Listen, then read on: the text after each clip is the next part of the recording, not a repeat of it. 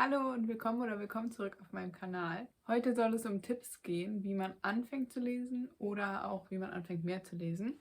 Ich habe mir 7 Tipps runtergeschrieben und die werde ich euch jetzt mal erzählen und erklären und hoffentlich kann ich euch dazu inspirieren, ein bisschen mehr zu lesen oder überhaupt anzufangen zu lesen.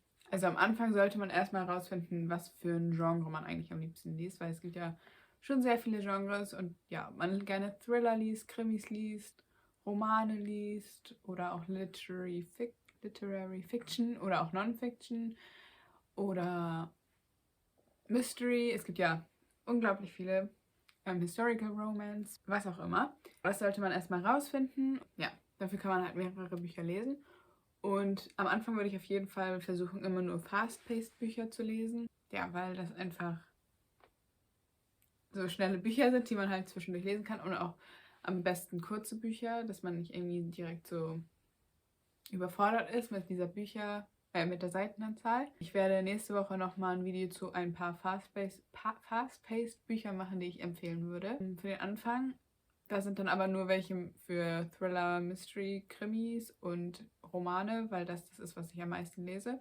Und für die anderen Genre kann ich jetzt nicht so viel sagen, weil ich da selber nicht so viel Erfahrung mit den Büchern habe oder nicht so viel gelesen habe. Der nächste Tipp ist, dass man eine Gewohnheit daraus macht. Also, dass man zum Beispiel sagt, jeden Abend vorm Schlafengehen möchte ich 10 Seiten lesen oder ich lese für eine halbe Stunde. Oder halt morgens, wenn man aufwacht, wenn man die Zeit hat, dass man dann sagt, man liest 10 Seiten oder in der Mittagspause oder was auch immer. Also, dass man irgendwie sich eine Zeit am Tag sucht, wo man immer was lesen möchte. Und ja, dann entweder eine Seitenanzahl sagt, die man lesen möchte oder eine Zeit, wobei ich eine Zeit meistens besser finde, weil, also Seitenanzahlen, es kann ja auch immer unterschiedlich sein, wie viel auf einer Seite steht und ob man es dann immer in der Zeit schafft, die man hat, ist dann natürlich eine andere Sache. Deswegen würde ich immer sagen, ja, macht euch eine Zeit aus. Ihr könnt ja auch klein anfangen, irgendwie mit 10 Minuten oder so und euch dann hocharbeiten. Ja, bis, keine Ahnung, wie lange ihr dann lesen wollt. Aber ja, das ist auf jeden Fall mein Tipp, daraus eine Gewohnheit zu machen. Ich habe damit so auch angefangen, dass ich jeden Abend ein Kapitel lesen wollte. Meine Katze. ähm, genau, ich habe damit angefangen, dass ich jeden Abend ein Kapitel lesen wollte. Und ja, jetzt lese ich ein bisschen mehr als ein Kapitel jeden Abend. Aber genau, also so würde ich das auf jeden Fall anfangen. Und wenn man dann erstmal in einem Buch drin ist, dann möchte man das auch oft nicht weglegen und möchte einfach jede Zeit, die man hat, nutzen, um zu lesen. Man sollte sich aber auch nicht verrückt machen, wenn man das mal nicht schafft. Also, ich meine, ich schaffe auch an manchen Tagen nicht mal ein Kapitel und an anderen Tagen schaffe ich ein ganzes Buch. Also, es ist halt auch einfach tagesabhängig, was man schafft und man sollte sich auf jeden Fall nicht verrückt machen und sich irgendwie dazu zwingen, was zu lesen, weil das nimmt hier den Spaß an der ganzen Sache weg und das soll ja nun mal Spaß bringen.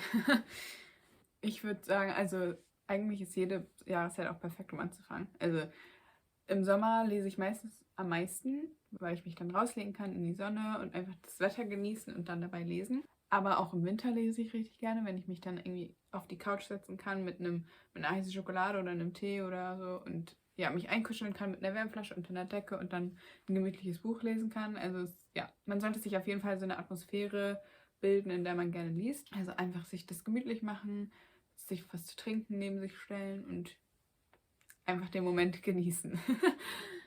Genau, und wie gesagt, also nicht verrückt machen, wenn man nicht so viel schafft, auch gerade am Anfang von einem Buch.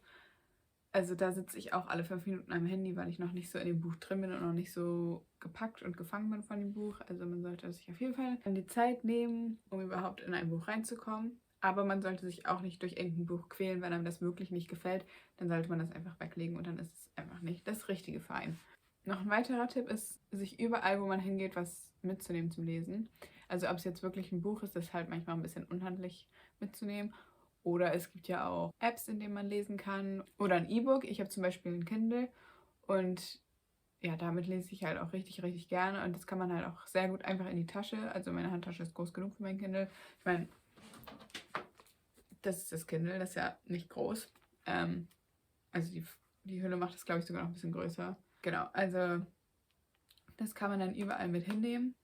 Sehr einfach und ja, oder halt auf seinem Handy eine App runterladen. Da gibt es zum Beispiel auch die Kindle-App, in der man dann weiterlesen kann, wenn man das Kindle jetzt nicht dabei hat.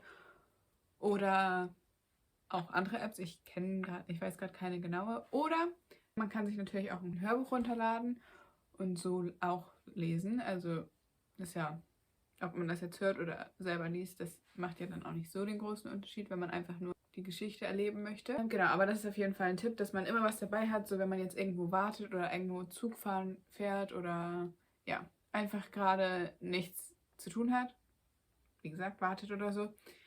Zum Beispiel, wenn man jetzt im Wartezimmer sitzt, beim Arzt oder ob man irgendwo Pause hat und einfach nur rumsitzt und liest.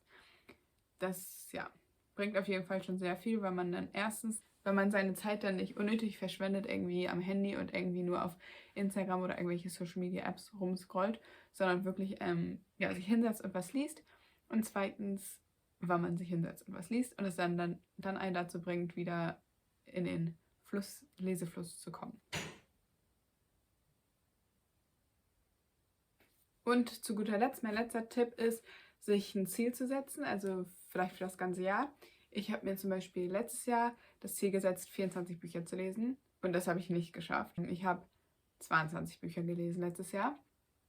Und also zu euch würde ich jetzt sagen, macht euch nicht verrückt, wenn ihr das nicht schafft, aber ich selber habe mich dann ein bisschen verrückt gemacht. Also nicht in dem Moment, aber jetzt dann im Nachhinein war ich so, mir haben nur noch 2 Bücher gefehlt, warum habe ich das nicht geschafft? Und das hat mich richtig aufgeregt. Also habe ich mir für dieses Jahr das gleiche Ziel gesetzt und habe jetzt im Oktober, ich habe gerade heute Morgen mein 53. Buch dieses Jahr beendet. Also ja, ich bin da halt auch ein bisschen ehrgeizig und wenn ich dann das letztes Jahr nicht geschafft habe, möchte ich das dieses Jahr auf jeden Fall schaffen und das habe ich auch sogar doppelt jetzt geschafft.